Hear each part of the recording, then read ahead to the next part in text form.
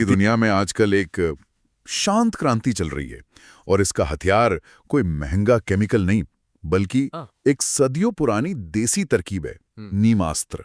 हाँ।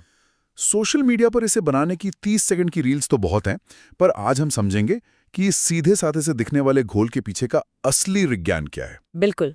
हमारे पास जो स्रोत हैं वे नीमास्त्र को रस चूसने वाले कीटों जैसे माहू, सफेद मक्खी, इनके खिलाफ एक बहुत असरदार हथियार बताते हैं। हाँ, लेकिन आज की हमारी ये जो बातचीत है ये सिर्फ कैसे बनाए से आगे जाएगी। हम ये जानेंगे कि यह काम क्यों करता है और टिकाऊ खेती के लिए इतना जरूरी क्यों है। तो चलिए इस जादुई घोल की सामग्री से ही शुरू करते हैं। सुनने में तो सब कुछ बहुत सीधा साधा लगता है। नीम की पत्तियां, गोमूत्र, गोबर और पानी। हाँ, ये सारी चीजें तो किसान के पास आसानी से मिल जाती हैं। वही तो। देखिए, सामग्री सीधी सादी जरूर है, पर हर चीज के पीछे एक गहरा विज्ञान है। नीम की पत्तियों में एजाडिराक्टिन नाम का एक यौगिक होता है। अच्छा। ये कोई तुरंत मारने वाला जहर नहीं है जैसा कि केमिकल कीटनाशकों में होता है।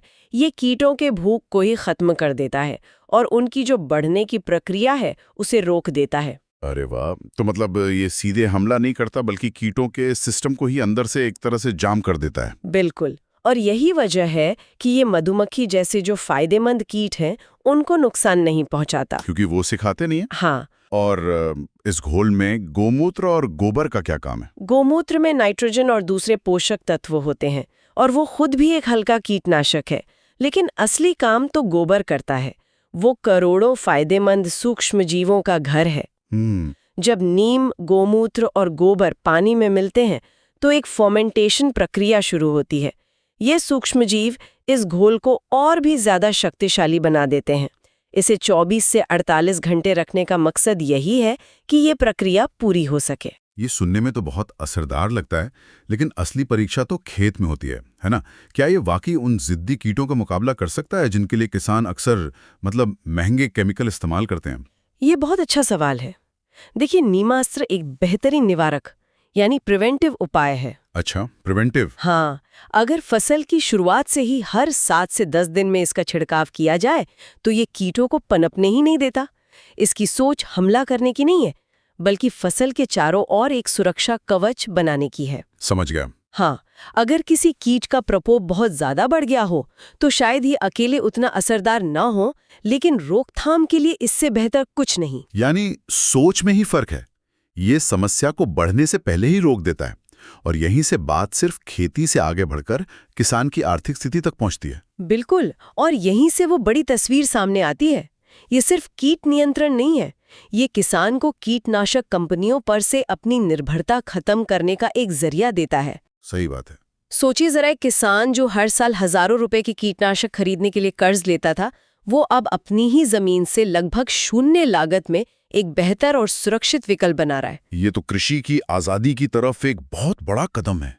आर्थिक और मनोवैज्ञानिक दोनों स्तरों पर एक मजबूती, एक सशक्तिकरण कह सकते हैं। लेकिन इसमें कुछ सावधानियों का भी जिक्र है, जैसे हमेशा ताजे घोल का ही इस्तेमाल करना या तेज धूप में छिड़काव ना करना। ये छोटी छोटी बातें क्यों जरूरी हैं? क्योंकि जैविक खेती सिर्फ सामग्री के बारे में नहीं है, ये सही प्रक्रिया और प्रकृति के साथ तालमेल बिठाने के बारे में भी है। ताजे घोल में वो सूक्ष्म जीव सबसे ज्यादा सक्रिय होते हैं, इसलिए वो सबसे ज्यादा असरदार होता है। और तेज धूप में छिड़काव करने से क्या होता है कि पानी जल्दी उड़ जाता है और दवा पत्तियों पर ठीक से काम नहीं कर पाती। अच्छा, ये बात है। ये नियम हमें सिखाते हैं कि प्रकृति के चक्र का सम्मान करना कितना जरूरी है। तो कुल मिलाकर हम ये कह सकते हैं कि नीमास्त्र सिर्फ एक सस्ता कीटनाशक या एक देसी नुस्खा नहीं है। ये विज्ञान, आत्मनिर्भरता और प्रकृति के सम्मान का एक संगम है। और ये हमें एक बहुत ही दिलचस्प सवाल पर लाके छोड़ता है। क्या? आज जब हम क्लाइमेट चेंज, मिट्टी के बंजर होने और खेती की बढ़ती लागत जैसी बड़ी चुनौतियों से जूझ रहे हैं, तो क्या इसका जवाब बड़ी बड़ी लैब में खोजा जाएगा या फिर हमारी अपनी परंपराओं में छिपे नीमास्त्र जैसे समाधानों को बड़े पैमाने पर अपनाकर? सोचने वाली बात है। सोचने वाली बात यह है कि क्या आधुनिक कृषि इस देसी ज्ञान पर फिर से भरोसा करने के लिए तैयार है?